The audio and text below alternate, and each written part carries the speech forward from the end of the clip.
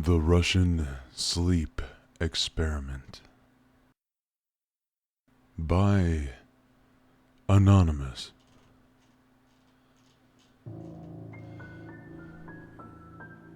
Russian researchers in the late 1940s kept 5 people awake for 15 days using an experimental gas-based stimulant. They were kept in a sealed environment to carefully monitor their oxygen intake so the gas didn't kill them, since it was toxic in high concentrations. This was before closed-circuit cameras, so they had only microphones and 5-inch thick glass porthole-sized windows into the chamber to monitor them.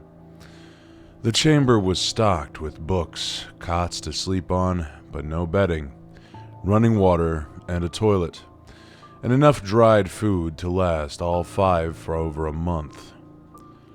The test subjects were political prisoners deemed enemy of the state during World War II.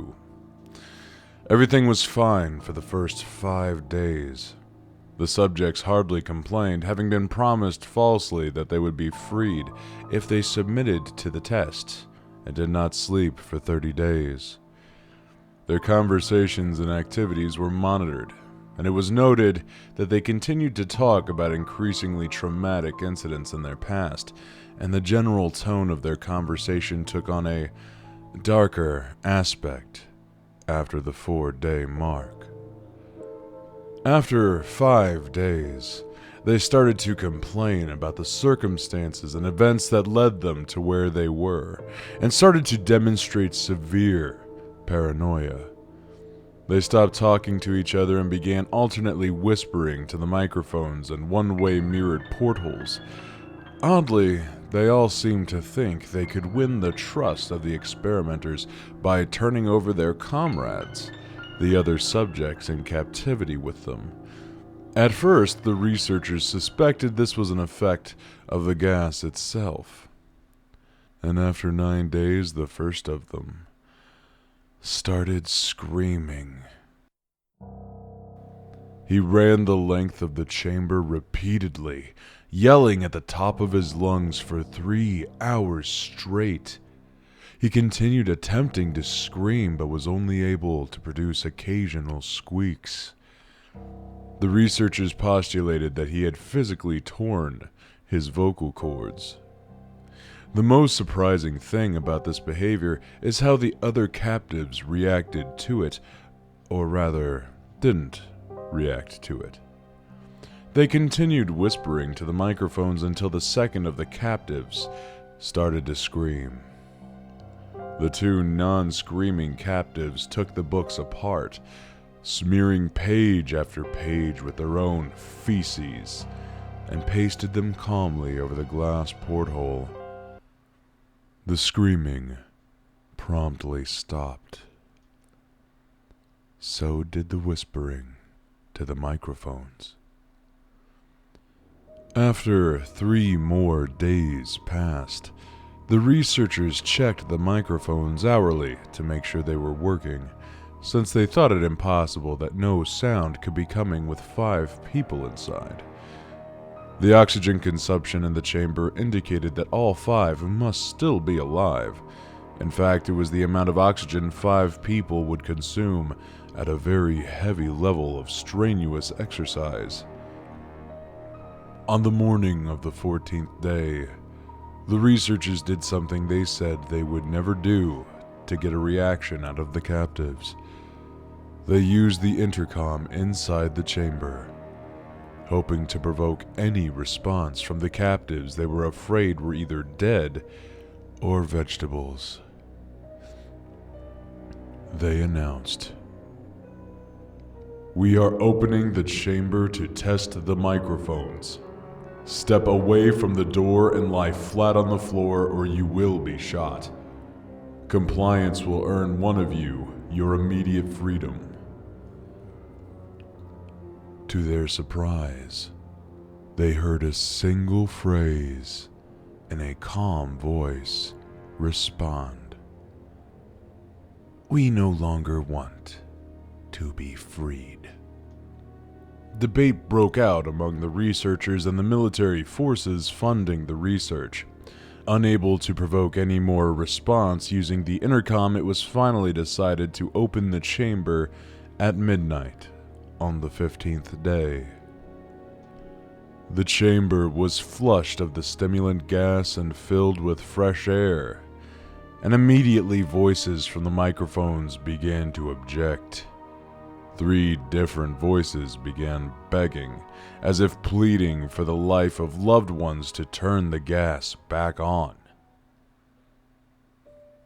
The chamber was opened, and soldiers sent in to retrieve the test subjects.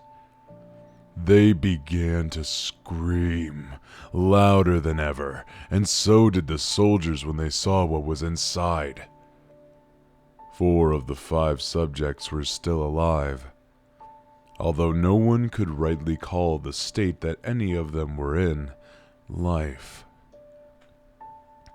The food rations past day 5 had not been so much as touched.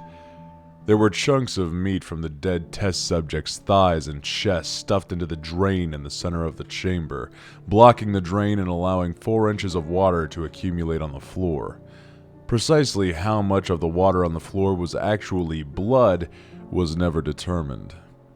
All 4 surviving test subjects also had large portions of muscle and skin torn away from their bodies. The destruction of flesh and exposed bone on their fingertips indicated that the wounds were inflicted by hand, not with teeth, as the researchers initially thought.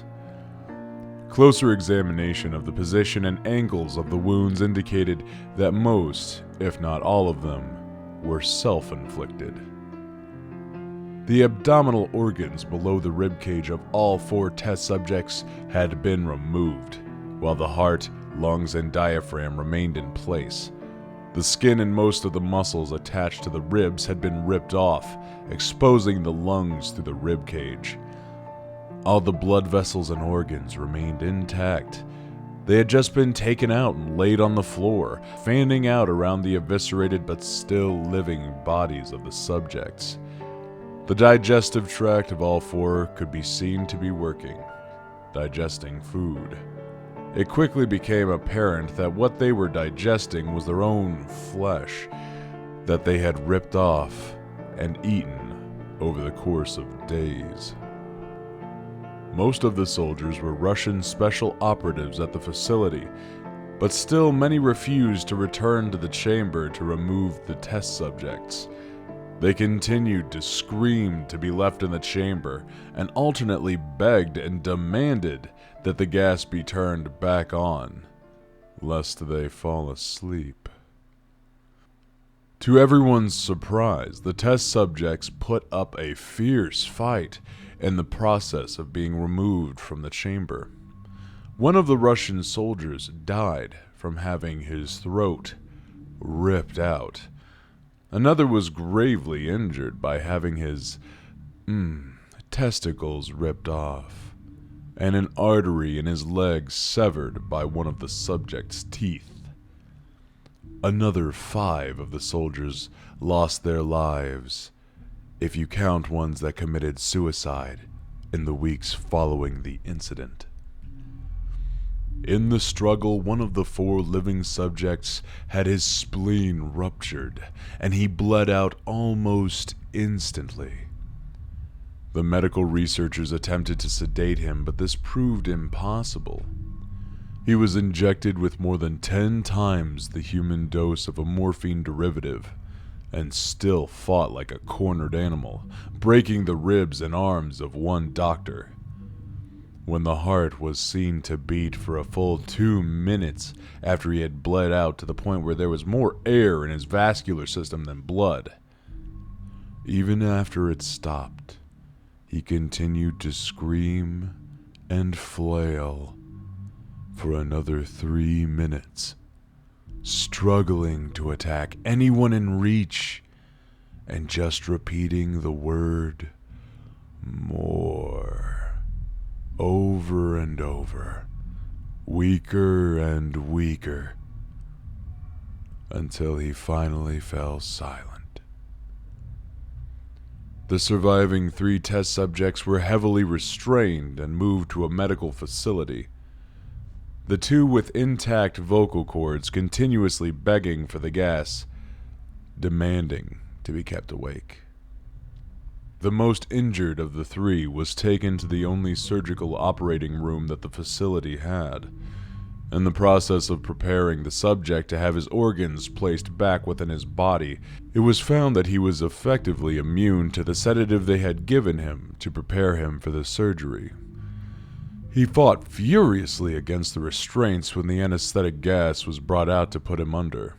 He managed to tear most of the way through a 4-inch wide leather strap on one wrist, even through the weight of a 200-pound soldier holding that wrist as well.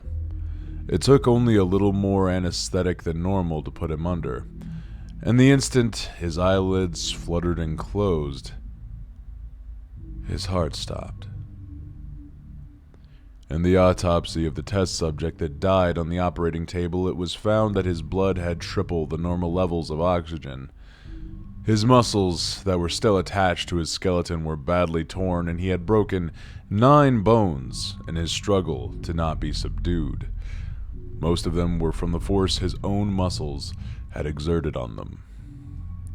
The second survivor had been the first of the group of 5 to start screaming. His vocal cords destroyed, he was unable to beg or object to surgery, and he only reacted by shaking his head violently in disapproval when the anesthetic gas was brought near him.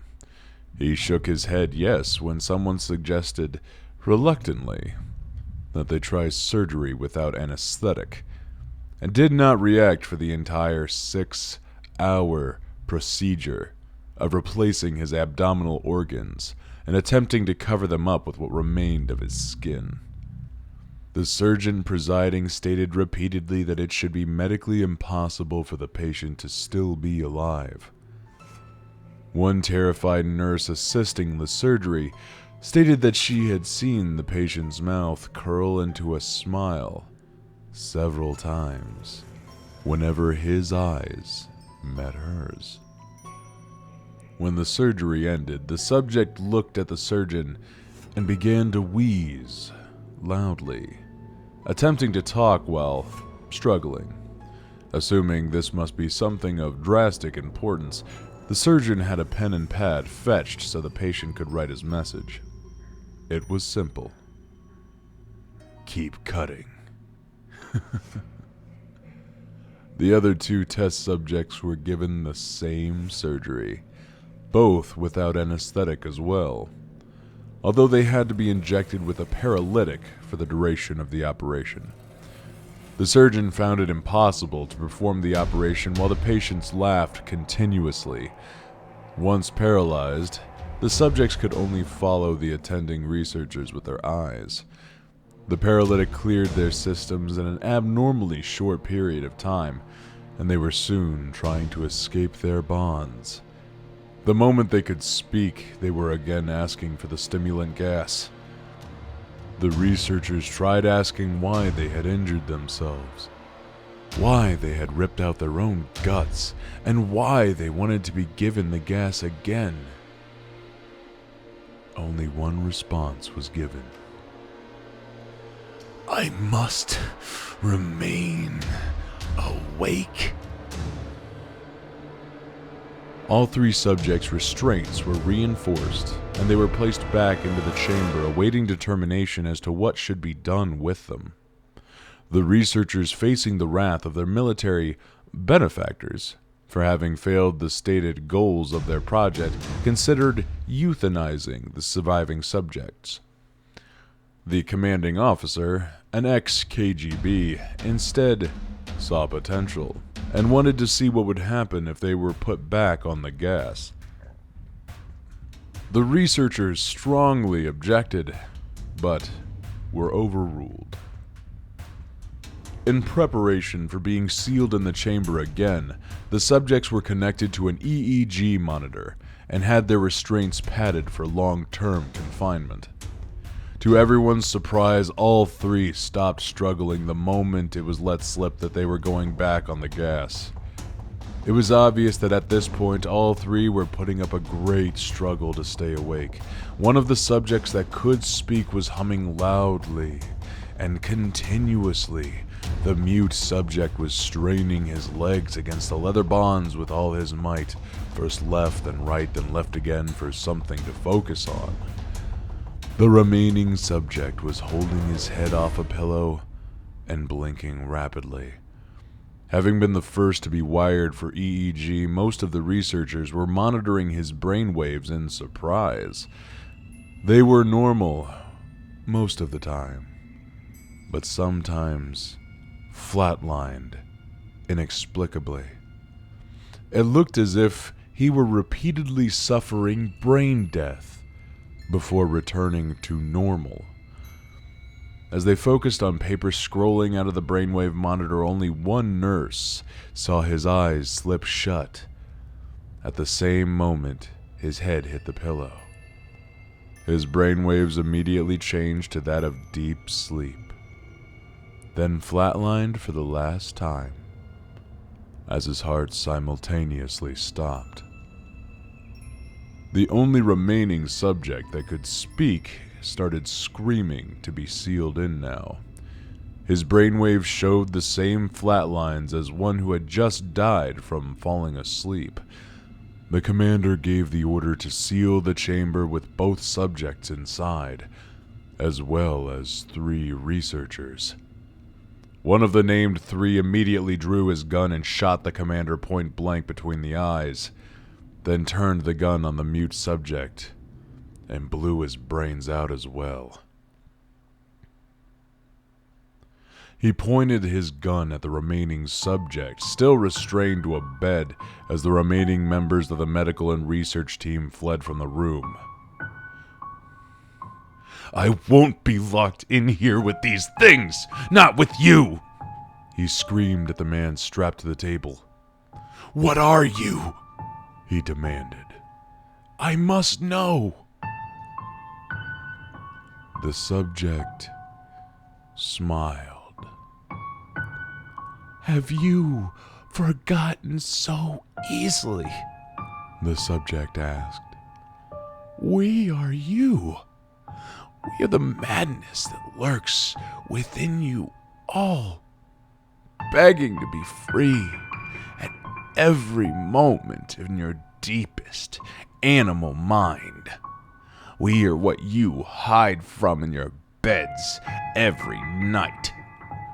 We are what you sedate into silence and paralyze when you go to the nocturnal haven where we cannot tread." The researcher paused, then aimed at the subject's heart and fired. The EEG flatlined as the subject weakly choked out, "So nearly free."